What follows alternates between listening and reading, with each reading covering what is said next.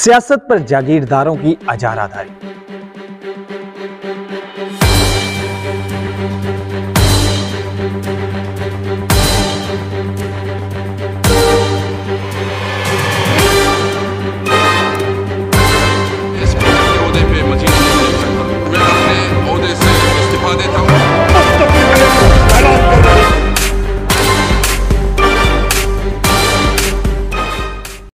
पाकिस्तान बड़ी जिद्दोजहद और कुर्बानियों से हासिल किया गया, लेकिन बदकिस्मती से आज़ादी के इब्तदाई अयाम से ही ऐसे जागीरदार खानदानों ने इक़्तिदार के ऐवानों तक रसाई हासिल की जिनकी अक्सरियत ने दिल से पाकिस्तान को कबूल नहीं किया था।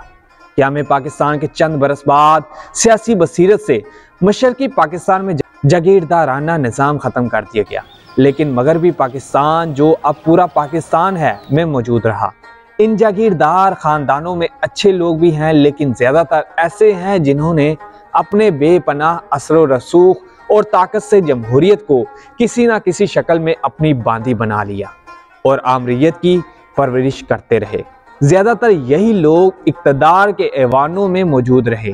इनके बगैर हुकूमत चलाना जोए शेर लाने के मुतरादिफ है।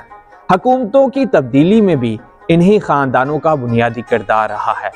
पाकिस्तान में एक बार फिर हुकूमत बदली गई है और अवाम व ख़ास की नज़रें इन्हीं ख़ानदानों पर मरकूज़ हैं। माजी में जमहूरी हुकूमतों को गैर जमहूरी तरीक़ों से हटाया जाता रहा है। हमारी इस सोच के सबब मुल्क में सियासी इस्तेहकाम नहीं आता। इस मामले में कोई दो राय नहीं हो सकती कि सियासी अदम इस्तेहकाम की वजह मोरूसी जागीरदार है, जिनकी मर्जी के बगैर कोई हुकूमत चल नहीं सकती। इक़्तिदार इनका हक बन चुका है। हमारी बदकिस्मती ये है कि हमारे रहबरो रहनुमा ज़्यादातर वही लोग हैं जो पाकिस्तान बनने के मुखालिफ और अंग्रेज़ों के वफादार थे। कायद-ए-आज़म मोहम्मद अली जिन्नाह और लियाकत अली खान की वफ़ात के बाद इन लोगों ने अपने मुफाद के लिए मुस्लिम लीग छोड़कर रातों रात रिपब्लिकन पार्टी की छतरी तले पनाह ली। गैर सियासी गवर्नर जनरल गुलाम मोहम्मद और सदर सिकंदर मिर्ज़ा ने ख्वाजा नाज़मुद्दीन, हुसैन शहीद सहरवर्दी, आई चंदर रेगर और फिरोज़ खान नून जैसे तजर्बाकार सियासी वज़राए आज़म तब्दील किए।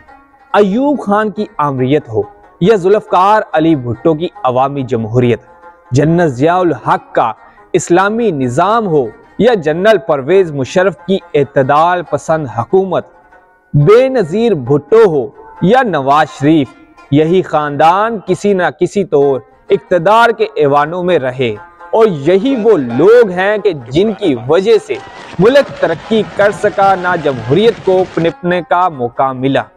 ज़्यादातर यही लोग आजकल तब्दीली सरकार की हुकूमत में भी शरीक हैं। इक़्तिदार की हवस और ज़ाती मफादात की बना पर ये लोग जमहूरियत से खिलवाड़ करते रहे और जानबूझकर अवाम को तालीमी और मुआशी लिहाज से पसमानदा रखा, क्योंकि ये अच्छी तरह जानते हैं कि तालीम के नतीजे में अवाम में शऊर पैदा होगा और वो इनकी 75 बरस से जारी लूट खसूट को जान जाएंगे और अपनी तकदीर का फैसला खुद करने लगेंगे। जमहूरी निज़ाम का एक पहलू ये भी है कि आला तालीम याफ्ता और नाख्वानदा शहरी का वोट एक बराबर है। नाख्वानदा वोटर्स के वोट के जरिए अक्सर नाख्वानदा और नाअहल लोग ऐवानों में पहुंच जाते हैं। ये लोग ऐसी पॉलिसियों की राह में दीवार बन जाते हैं जिनसे मुल्क में ख्वानदगी की शरह बढ़े, वोटरों में इतना शऊर आ जाए कि वो मुफाद परस्तों के झांसे में ना आए और वोट की ताकत से अपनी तकदीर के फैसले खुद करें। ये लोग अपने मुफादात के तहफ़्फ़ुज़ के लिए हर पार्टी में अपने बंदे शामिल करवा देते हैं। इसका फ़ायदा इन्हें ये होता है कि जो भी पार्टी इक़्तिदार में आए, इनकी ख्वाहिशात पूरी होती रहती हैं। जमहूरी सिस्टम को सबसे ज़्यादा नुकसान इन्हीं पार्टी बदल खानदानों ने पहुंचाया है। ये लोग हवा का रुख देखकर अपना किबला तब्दील कर लेते हैं।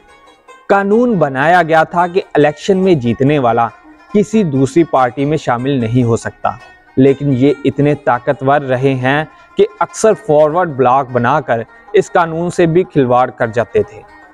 आइन और कानून को जब चाहते अपनी मर्जी और मंशा के मुताबिक तब्दील कर लेते।